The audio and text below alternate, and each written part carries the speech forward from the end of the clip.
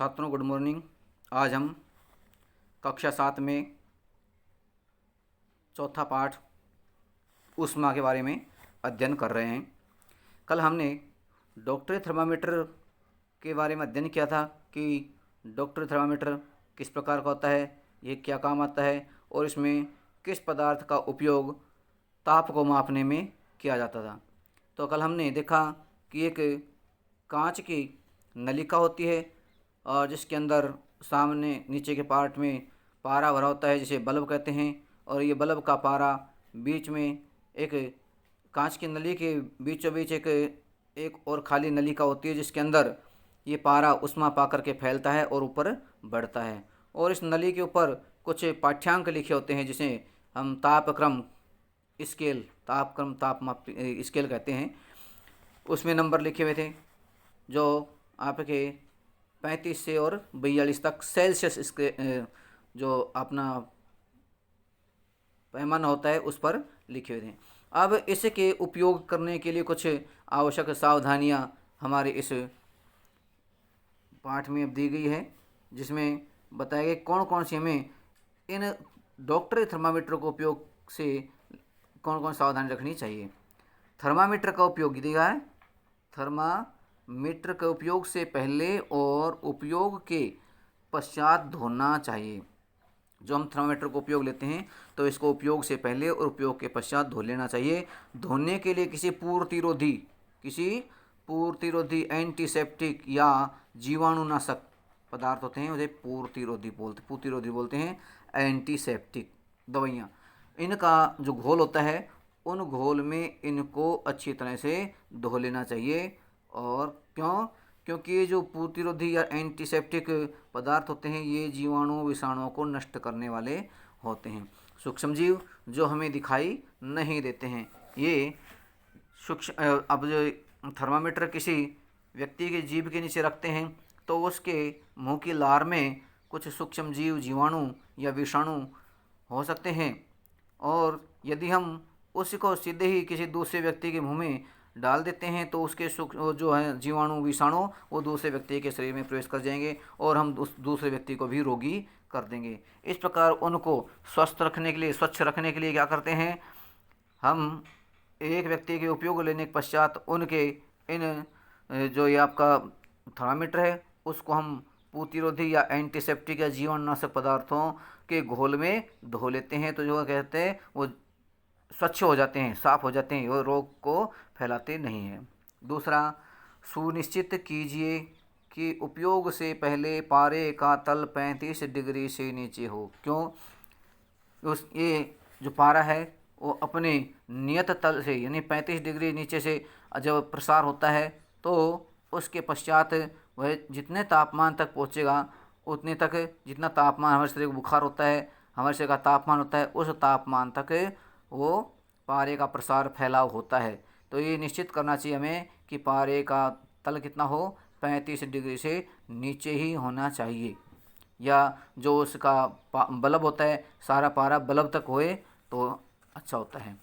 अगला तीसरा जो इसकी सावधानी दी है, थर्मामीटर को पढ़ते समय जब हम थर्मामीटर के जो पैमाने होते हैं उनको हम देखते हैं तो तल दृष्टि रेखा की सीध में होना चाहिए। जो दृष्टि सामने देखते हैं हमारे नज़र के एकदम सामने होना चाहिए उसका पैमाना, और उस पैमाने के अंदर जो आपके पारे की चमकीली रेखा दिखाई देती है वो जिस पाठ्यांक के ऊपर दिखाई देती है वहाँ तक का हमारा तापक्रम स्पष्ट होता है कि इतना बुखार है, इतने डिग्री सेल्सियस तापमान है, वहाँ तक उसमें आ जाता है।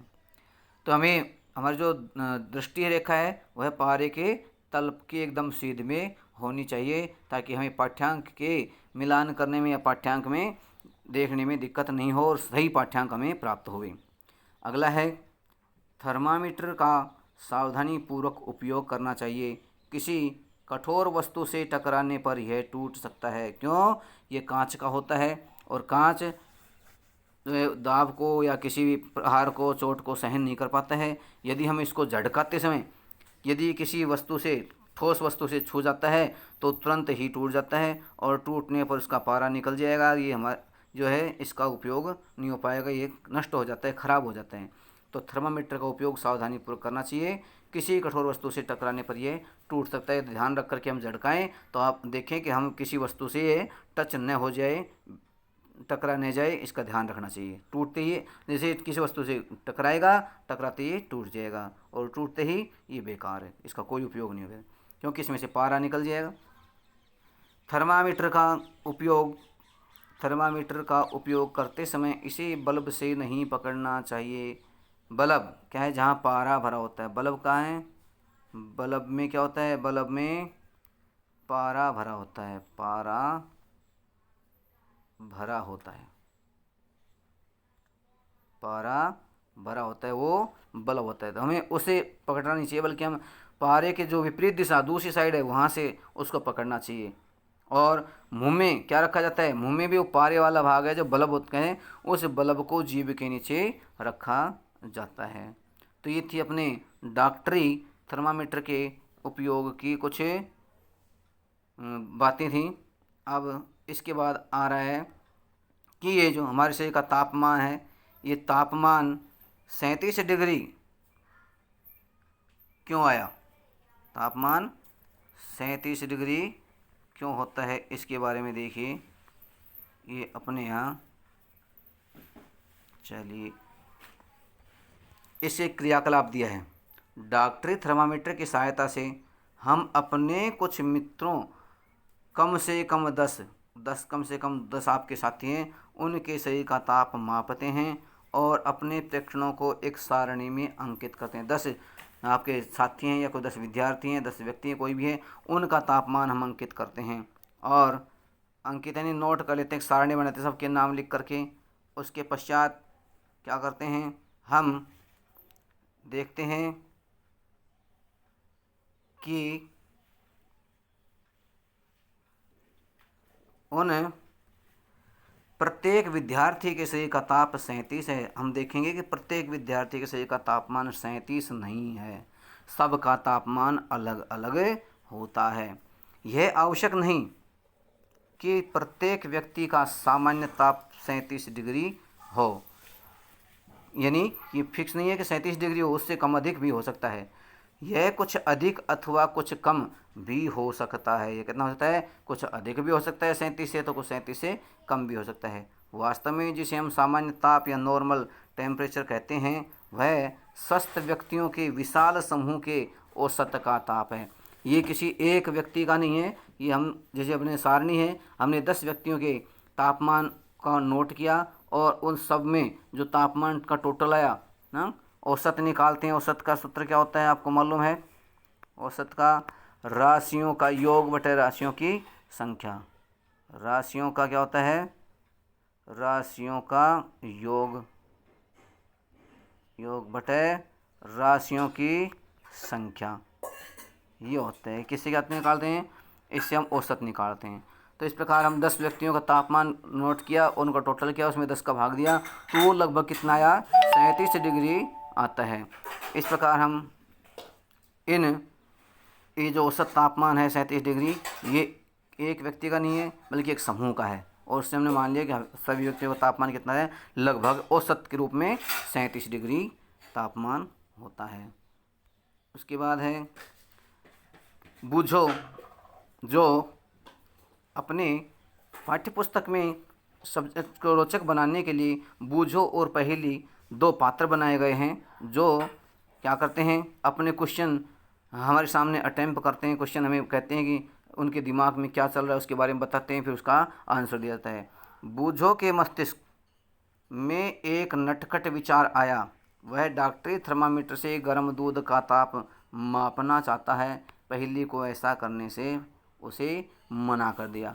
अब देखिए, ये जो हमारा डॉक्टरी थर्मामीटर होता है, ये केवल शरीर का ताप नापने के लिए होता है और दूसरे 2 पदार्थ होते हैं, ठोस द्रव जो भी पदार्थ होते हैं, उनका ताप नापने के लिए हम क्या करते हैं, दूसरे प्रकार के तापमापी जिसे कहते हैं हम प्रयोगशाला तापमापी, हम उसका उपयोग करते हैं। तो ये चेतावनी दी है। क्या चेतावनी क्या है, देखिए, डॉक्टरी थर्मामीटर का उपयोग मानव शरीर का ताप मापने को छोड़कर किसी अन्य वस्तु के लिए कभी नहीं करना चाहिए। डॉक्टरी थर्मामीटर का उपयोग किस में होता है? केवल मानव शरीर का ताप मापने के लिए होता है, अन्य वस्तु का ताप नापने के लिए इसका उपयोग नहीं करना चाहिए, मत कीजिए। थर्मामीटर को धूप में या फिर आग के पास रखने से भी बचाना चाहिए। धूप में या आग में रखने पर इसके जो पारा है वह स्वतः ही उसका प्रसार होने लग जाता है। और दूसरा, ये आग के पास या अधिक धूप में रखने पर यह टूट भी सकता है। क्या होता है? ये टूट सकता है। तो इस प्रकार ये हमें इसका उपयोग केवल किस में करना चाहिए? डॉक्टरी थर्मामीटर का उपयोग केवल शरीर के ताप नापने में क्या करना चाहिए, न कि दूसरे किसी क्रियाकलाप में दूसरे पदार्थों के ताप मापने में इसका उपयोग करना नहीं चाहिए।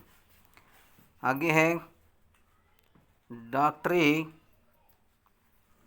थर्मामीटर को केवल,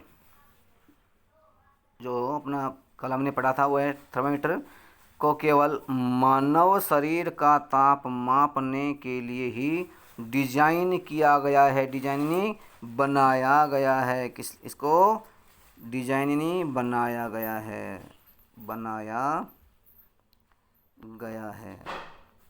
किस लिए बनाया गया है?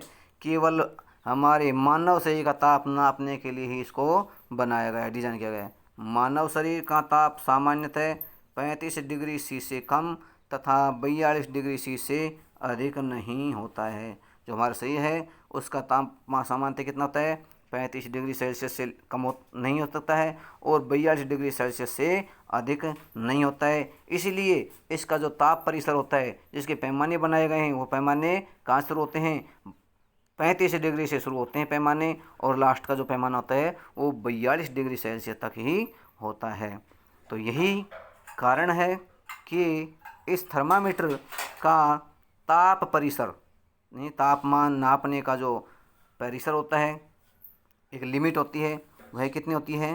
35 डिग्री से और 42 डिग्री तक ही इसके ताप परिसर या लिमिट होती है।